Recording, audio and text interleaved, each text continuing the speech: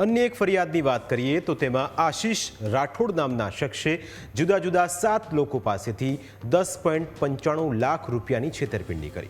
आ आरोपीनी modus operandi एवी हती के ते पोताने जूनागढ़ सिविल होस्पिટલનો ડીન ગણાવતો અને લોકોને કહેતો કે જેની સરકારમાં ખૂબ જ સારી ઓળખાણ છે, જેથી કોઈપણ રીતે તે રાજ્યની કોઈપણ સિવિલ હોસ્પિટલમાં ક્લાર્કની નોકરી તો અપાવી દેશે।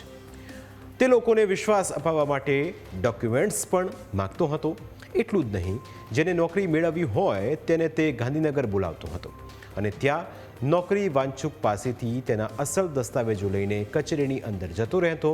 ત્યારબાદ અડધો કલાક પછી બહાર આવીને તે કહેતો કે નોકરી નક્કી થઈ ગઈ, બસ થોડા રૂપિયા આપવા પડશે। આવો વિશ્વાસ આપતા જ લોકો તેની વાતમાં આવી જતા અને પોતાની મહેનતની કમાણીના લાખો રૂપિયા તેને પધરાવી દેતા હતા। હાલ તો ત્રણેય આરોપીઓ પોલીસ પકડથી દૂર છે। પોલીસ તેમની શોધખોળ ચલાવી રહી હોવાના દાવા કરી રહી છે।